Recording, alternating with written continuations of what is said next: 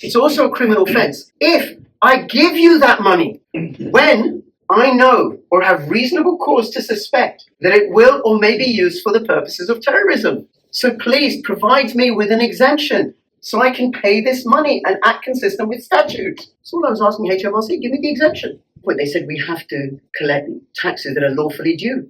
And my reply was, oh good, I want to pay taxes that are lawfully due. But these statutes say that it's illegal for me to pay you and illegal for you to ask. Can we clear this up, please? When tyranny becomes law, rebellion becomes a duty. So said Thomas Jefferson. Go to bit.ly/lawful tax protest or bit.ly/make war history and find out why it is a criminal offence to pay central government or local government taxes in the UK. And let's make war history. Take the first step towards online privacy. Get NordVPN. This video is a recording of a talk I gave to a Bitcoin meetup about why paying HMRC any form of tax contravenes the Terrorism Act and the International Criminal Court Act, and I shared with them my journey using the Probity Code process. You want to find out more, go to probitycode.com. Please share this video far and wide so that we can protest what this government is doing with our money. No war, not in our name. Now, just as a note of caution, nothing I say here should be taken as legal advice. I'm not a qualified legal professional. Whatever actions you take, you do in your own cognizance, and you need to be responsible for that. And for the sake of clarification, I want to make it clear that it is illegal to fund genocide, war crimes, crimes against humanity, and acts of terrorism. Excuse me, good evening, thank you. I'm now going to begin. I want to let you know that I'm being videoed. No, we're not going to video any of you. Oh. It's all on... It's all about you. It's all about Crypto Rich. Don't ever forget that. So, no, because I didn't tell anybody, I didn't ask your permission. I'm just letting you know, so that in order to maintain your anonymity, it's going to be on me. I don't know. I may just use it for training purposes. What if we want to heckle you? Go for it. That might increase his subs. You never know. That's right. Make it controversial. Have you heard of editing? We want to pay tax. We want to pay more tax. We want to own nothing and be happy. Give it all away. Thank you so much for being here.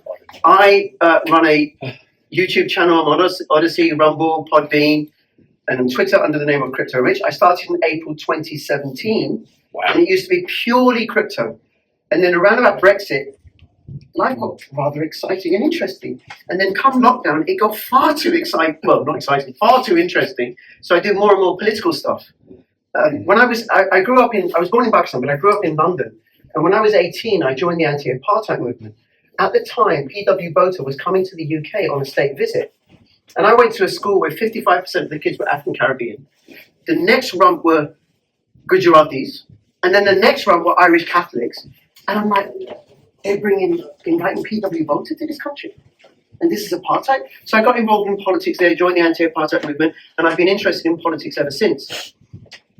And I'm going to tell you my own personal story where I am legally, lawfully withholding tax. HMRC, no. I've been in communication with them about this. Beautiful. So I'm going to share my story about it, right? Now, I've got a few questions to ask you, and there will be a Q&A. So you can ask questions and everything, right? So, if you just put your hand up, right, when I ask this, if you want to say, what are some of the central and local government fines, fees, levies, and taxes that we pay? Just name some of them. Council tax. Parking fines. Road tax. VAT. PCNs. Inheritance tax. Capital gains tax. Inflation. We agree for This one, for this conversation, I don't know how we're going to tell HMRC I'm not paying inflation. Income tax. Corporation tax. Corporation tax. Bus lane fines. Bus lane. Bus lane fines, Speeding fines. court fines, speeding fines, Congestion charge. congestion charge, ULEZ. LTA fines, ULEZ fines. Yeah. There's actually 235 taxes. Oh, got a bit more to go then. That's right. You know, we're not going to go through all of them. We're not going to go through all of them, right? Now, what happens? Every single one, that speeding ticket you got, that parking lane violation, your court fines, your income tax, your capital gains tax, your inheritance tax, your council tax, every single one goes into what's called the consolidated fund. This was set up in 1787. So all those different forms of revenue, BBC license, all goes into the consolidated fund. And from there, it's dispersed. Some goes for roads, some goes for local authorities, some goes for the NHS, and some of it goes to pay for armaments. The Ministry of Offence, MI6, MI5, the 77th Brigade. I recorded a video today with a doctor from Northern Ireland who she's the only person in Britain who actually got sent to prison for violating the coronavirus regulations. And one of the things, she was with a Mackenzie friend in the video who helped her through these cases that she's been dealing with. There was an MP, Gavin Williamson, who asked in Houses of Parliament whether the army had been deployed during the whole coronavirus episode. And the Ministry of Defence response was yes. And there was a Dutch MP recently who said that it was also a military exercise, a military operation. DARPA organised, worked on developing the injections, they funded it. DARPA are part of the US military.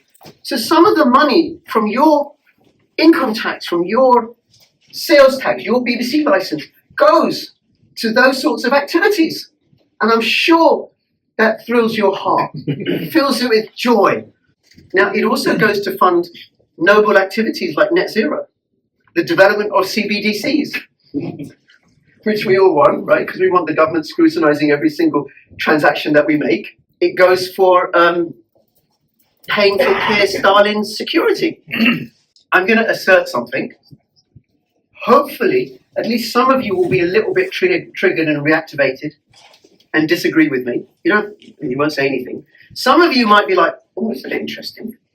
I can't. And some of you might be like, oh, I like the sound of this. All those different levies, fines, and fees, if you're speeding, your income tax, capital gains tax, inheritance tax, every time you make those payments, you are committing a criminal offence. It is illegal to pay capital gains tax. It is illegal to pay inheritance tax. Every time you pay your BBC license fee, you are violating statute. It's illegal. Okay. Fair enough. Fair enough. All right, we like that. Tell me more. Yes. Okay. So hands up if you're surprised by my assertion. You weren't expecting this, right? Hands up if you disagree. Can't be. Can't be. Does sound a bit too good to be It does sound a bit too good to be true. That's right. Hands up if you're like, yep, absolutely. Yep, I like this one. I like it. Yeah. Okay. All right. Now, some of the taxes, it's easier to commit illegal actions by paying them. I was up until a few weeks ago working as a child protection social worker, and I got made redundant because the local authority ran out of money. Because Keir Starling would much rather spend the money on freezing Granny and on sending the money to fund Zelensky's lifestyle. So, but while I was a social worker, I was PAYE. I was breaking the law. However, I think a few years ago, I can't remember the years when it qualifies, I sold a digital good. And I made a capital gain on the digital good, a decentralized digital good that's been around for a while, that's created a whole new paradigm for money. I sold some Bitcoin, and there was a capital gain on the Bitcoin. So I told HMRC I'm not paying, and I haven't paid them. And they know I haven't paid them, and it's been a year, and I haven't been sent to jail or threatened with court, and I'm going to go through the steps. All this stuff, by the way, I've covered on my channel, what I'm talking about, and I'll keep covering it. And there's a particular website, if you can remember this, bit.ly, bit.ly/makewarhistory. bit.ly/ Make War History, or if you like, bit.ly/lawful tax protest. And it will take you to a website that's called propertyco.com. And all these steps that I'm following are outlined on that website. Plus they have fortnightly calls every Monday, 6 p.m. to 7:30 p.m. And there was one this Monday gone, so the next one will be in 2 Mondays' time. And you register on the website, they send you the Zoom link on the day, and it's a Q&A. You can ask questions and stuff. The International Criminal Court Act was passed in the year 2000 by Parliament. It's statute, legislation. And the Terrorism Act, 2001, also passed by Parliament. It's statute.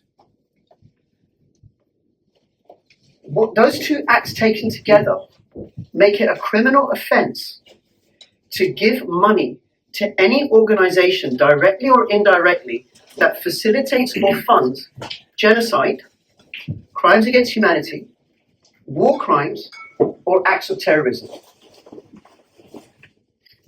Now, those statutes also define what is meant by genocide. You know, there's a debate out there in the mainstream media that whether or not people on one side of the fence say, no, what's happening in Gaza isn't a genocide. People on the other side of their argument say, no, it is a genocide. There's that debate.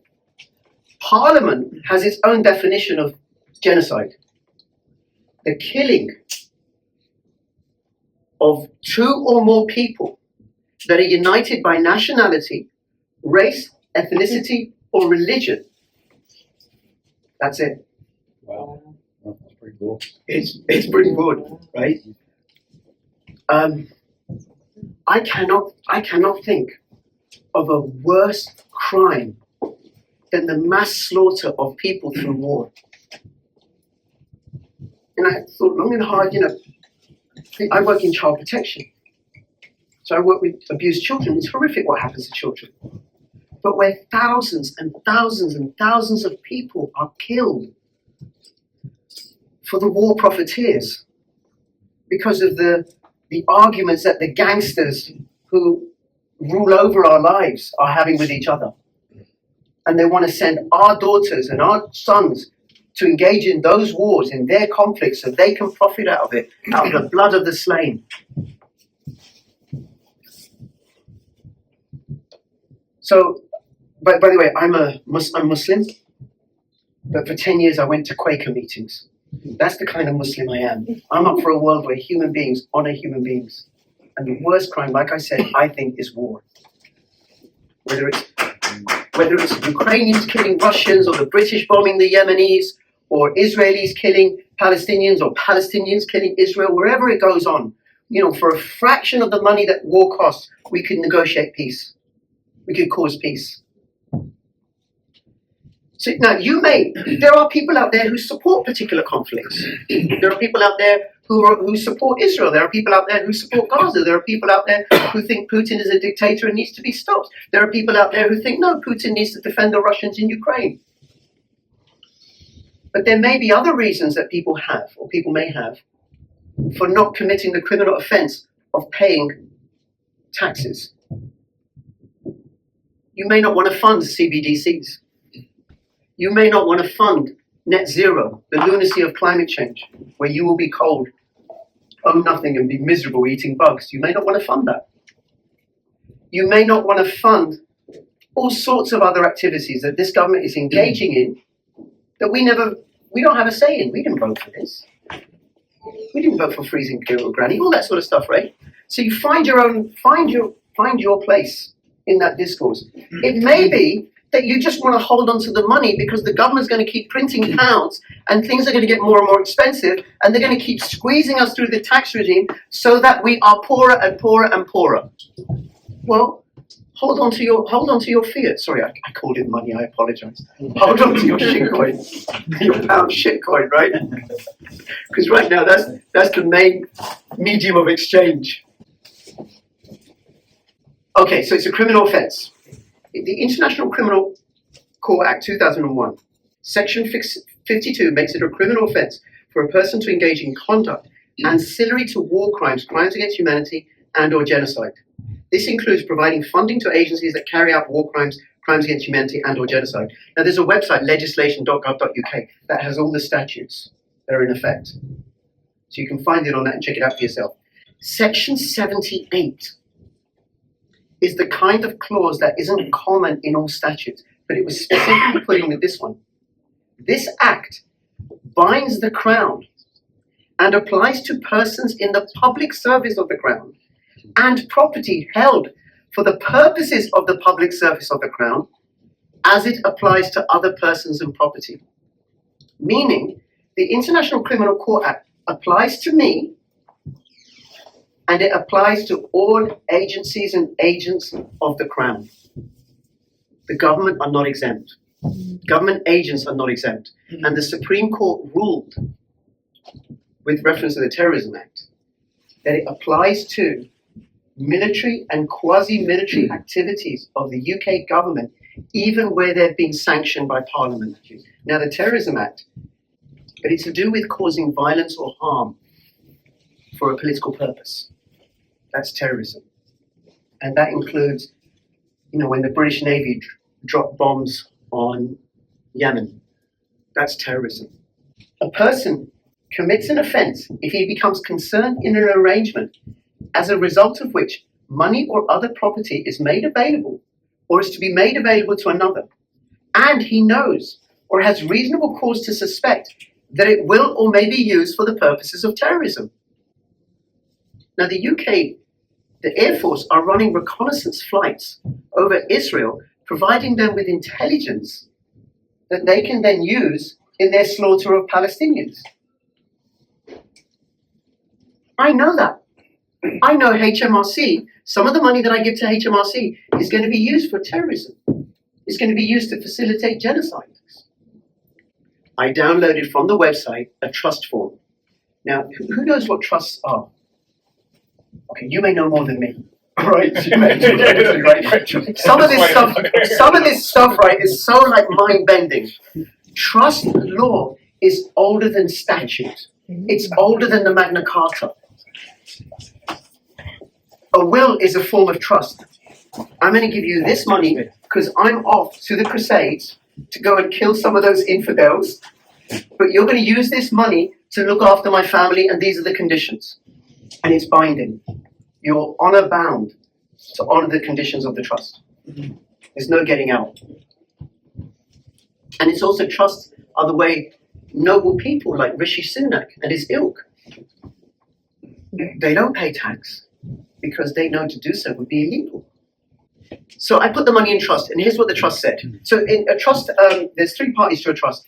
There's the settler, which is myself. There's the trustee, the person who's going to do what's required in the trust, and then there's beneficiaries. So I'm the settler. I put my money in a trust, and I'll explain exactly what I did in a moment. You're the trustee. You're bound to follow the conditions of the trust and then disperse the money or the property or whatever according to the trust.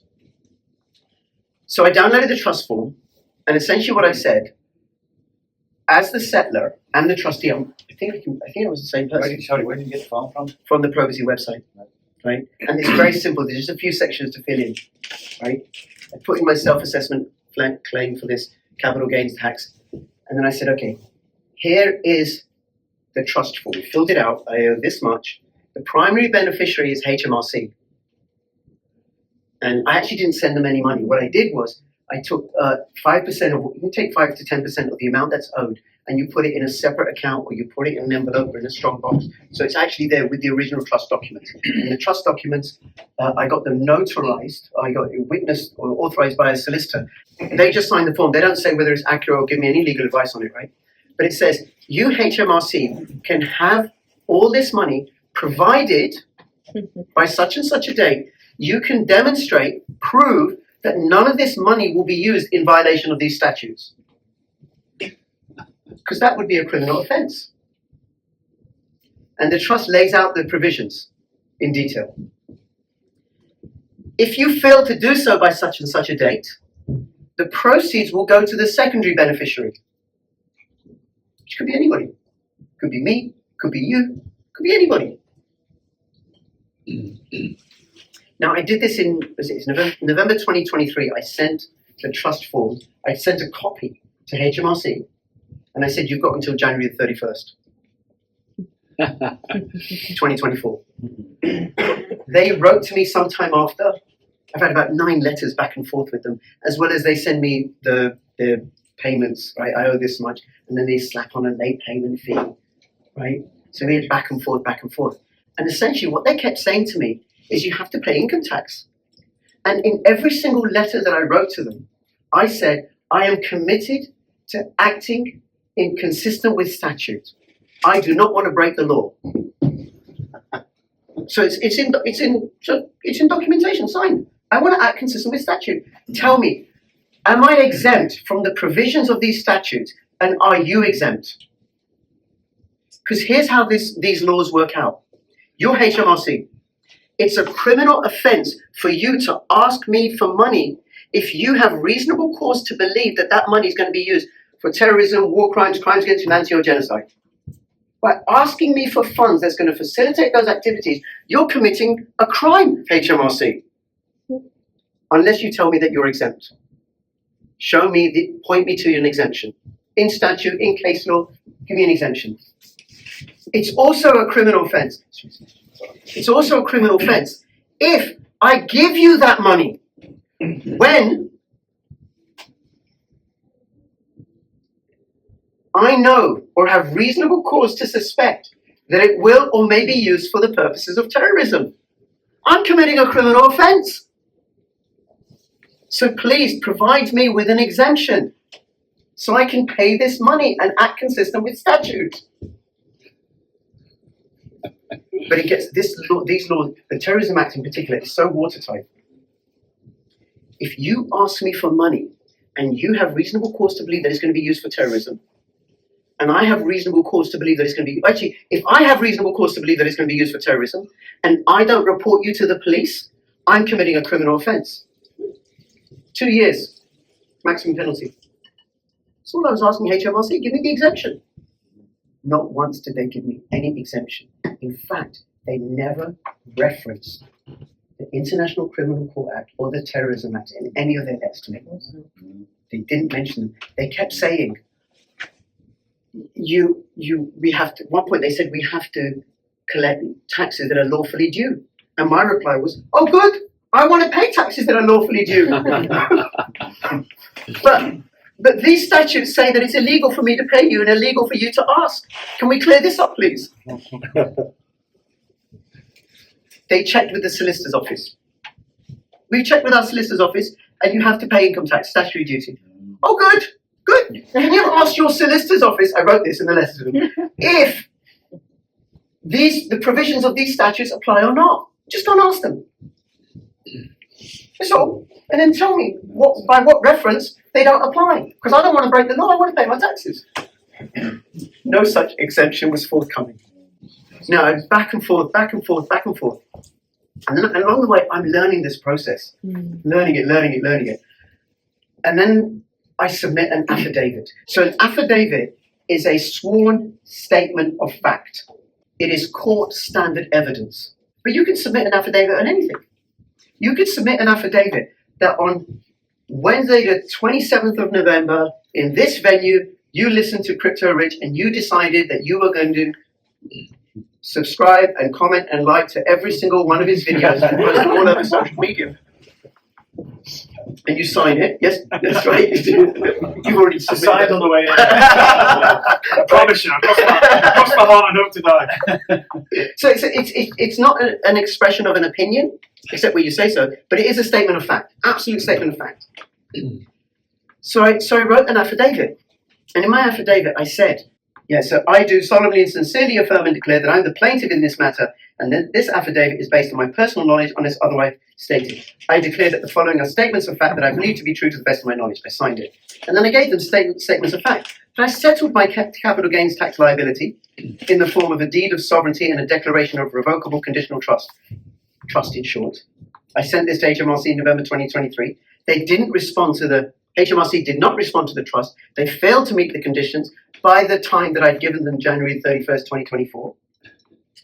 The trust required HMRC and its agents to confirm that they were acting in a wholly legal manner, consistent with all statutes, including the International Criminal Court Act, the Terrorism Act, and the Accessories and Abettors Act 1861. So the Accessories and Abettors Act 1861 has this provision that if whosoever shall aid and abet, counsel, or procure the commission of any indictable offence, whether the same be an offence at common law or by virtue of any act passed or to be passed, shall be liable to be tried, indicted, and punished as a principal offender. So if I aid and abet and counsel an indictable offence, i.e. the funding of terrorism, then I'm going to be charged, I could risk being charged and indicted as if I was the actual terrorist. No, I don't want to do that. I don't agree with terrorism. That's why I want to make sure I'm acting wholly consistent with the statute. Now, and then say the deed of trust set out the relevant provisions of the aforementioned three acts. And then I set out those provisions that I've been asking them for. And then I said, there have been a series of letters between myself and HMRC in which I repeatedly stated that I've settled the liability via trust, and that unless HMRC can provide me with references in statute or case law that exempt me and HMRC from the provisions of the aforementioned acts, I am acting illegally, because some of that money will be used for facilitating acts of terrorism, genocide, crimes against humanity, and war crimes, and the HMRC are acting illegally by asking me for some such funds. Now, people have said to me, well, couldn't you withhold the portion that's used for military spending? No. If I owe them £1,000 and 2.5%, it's something like that, possibly more, when they, I think there's some creative accounting going on, and I'm shoveling some money over there and everything, and the Secret Service is snaffling up more than we know about. So if I reduce the amount that I pay by 2.5%, well, the amount that I pay, they'll still use 2.5% of that for terrorism and genocide. If I give them £100, they use 2.5% of that. If I give them £97.50, they use 2.5% of the £97.50. There's no getting around this. Some of that money is going to be used for genocide. And by paying, you're breaking the law. And you're an honest, law-abiding person. All of you are. I can just tell by looking at you. Your whole lives are given by acting in honour and legally all the time. That's why we're all sitting in the basement. Here we are. Being recorded. So then I remind them, Okay. and I say, look, this has been settled. You haven't given me any exemptions. The matter is settled. You haven't demonstrated in any way whatsoever that you're acting legally and I'm acting legally by paying you this money. You have 14 days. Now, apparently the standard is 28. I was fed up. 14 days to rebut the affidavit. Now, here's the deal with an unrebutted affidavit. It stands as fact. So I make a sworn declaration. This is court admissible evidence. It stands as truth in law. A sworn affidavit that is unrebutted. HMRC wrote back to me. They said, trusts aren't a valid form of payment, and you have to pay income tax.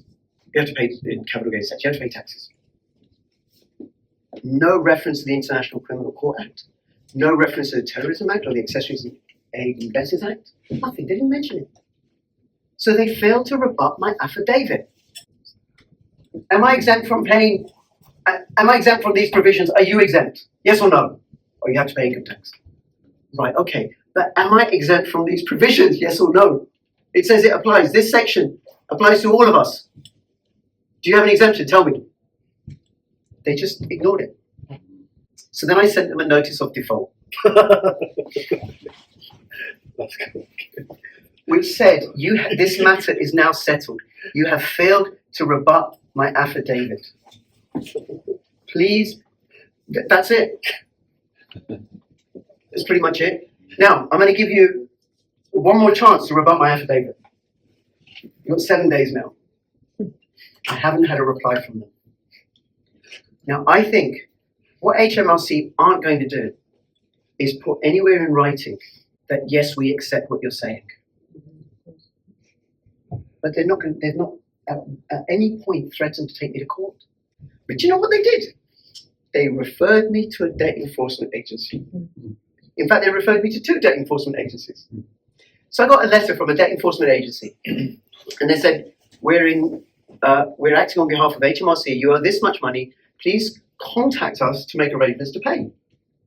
And I wrote back to them and I said, do you have a properly executed, legally compliant court order that allows you to make this claim against me?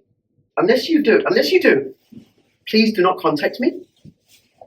Please remove all my details from your database. Don't give you, according to GDPR. You only contact me. And also there's a particular court case. I don't know what it is, I forget the name. They can't come to the door. Because I also said, I do not give you permission to come to my premises at all. I withdraw any consent that you may have to come to my premises.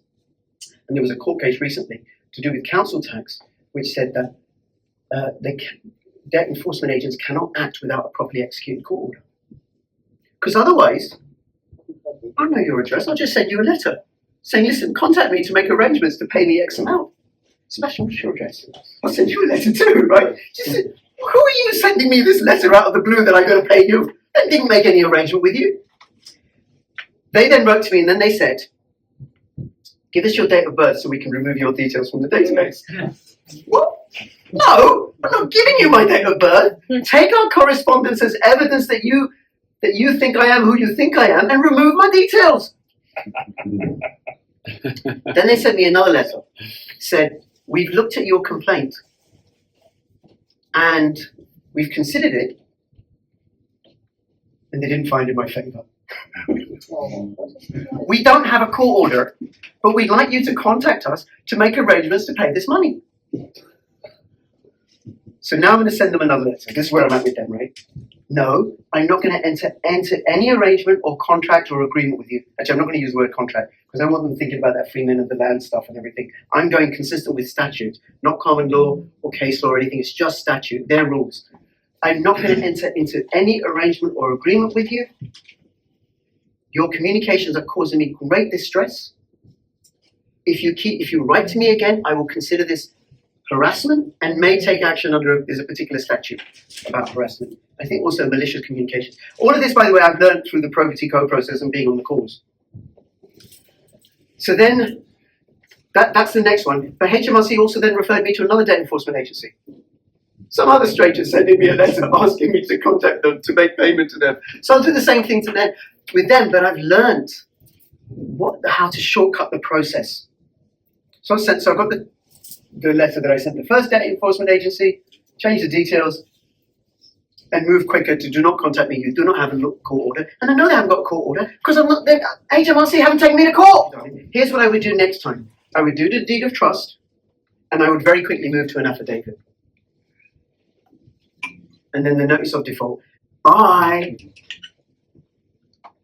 Now, so I've tried it out with capital gains tax. I'm going to look at doing it with other voluntary taxes. Some of them, like VAT, it's not easy. There's somebody that I'm going to be interviewing on my channel who attends these probity calls regularly. He owns a chain of hairdressing salons. He hasn't paid the taxes that he'd have to pay as a business. My understanding is he owes them a lot. As far as we know at Probity Code, not one person, HMRC haven't taken anyone to court. And the only reason I think they're not doing that is because there's no way out. Especially with all the stuff that's happening at the International Criminal Court. Ruling that Netanyahu is a war criminal, Putin's a war criminal. HMRC is a war criminal. HMRC is definitely a war criminal. KEYSTONE is a war criminal, right? So there's just no way out. Now these two statutes are based on international conventions that the UK Parliament has ratified. So to change these statutes would mean altering the relationship that Britain has with those international conventions. There's all sorts of vagaries with different statutes and fines and fees and stuff. But what I can say is what the government relies on is for us being afraid and just complying. That's why so many people didn't question, they just rolled up their sleeves and lined up. You can use this process for any fines, fees, taxes, or levies, whether directly or indirectly, they end up going to the consolidated fund. And the thing about trust is when I put the money in trust, the money is no longer mine. I've paid it. It's settled. It's done. HMRC failed to fulfill on their side of the bargain. And the trust is set up in such a way, all I'm asking them to do is to demonstrate that they're acting legally and that I'm acting legally. That's all. I'm not using some sort of tricky ploy or whatever to try and say, no, this is not due because of some made up reason. No, this is statute.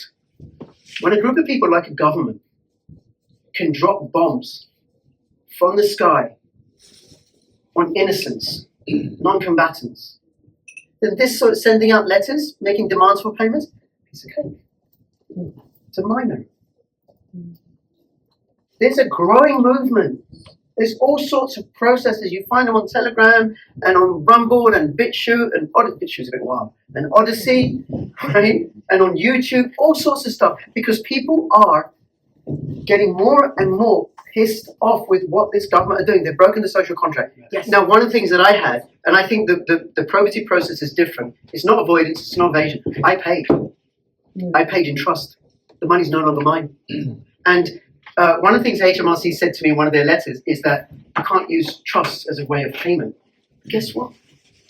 HMRC themselves are a trust. This is the thing that I found difficult to get my head around. When I put it in trust, I've paid. I have paid. The conditions of the trust is you can have these funds provided you're not violating the terms of these statutes. You've just told me that you're violating these statutes. You don't get the money. The other thing that I think it has something to do with is the hierarchy of legislation, the hierarchy of law. Okay. So you have regulations, right? Then you have below that you have legislation. Below that you have common law.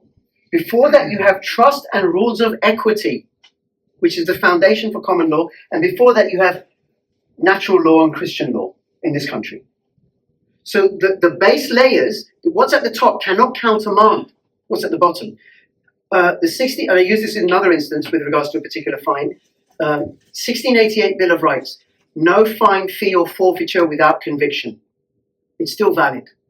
1688 Bill of Rights. You can't take this money from me unless you take me to court. You can't take me to court because then you're asking the court to compel me to do something that is illegal. But what you could do, come to the probity cause, because that was the other thing that I found really useful. Going through this process, I'm learning it, like learning to ride a bicycle. And that's given me more confidence about it, right? But I always had, with this, the amount of money that they're asking me for, if it gets too hairy, I can always pay. But let me try this out. I'm using the same process that the elites use. They use trust.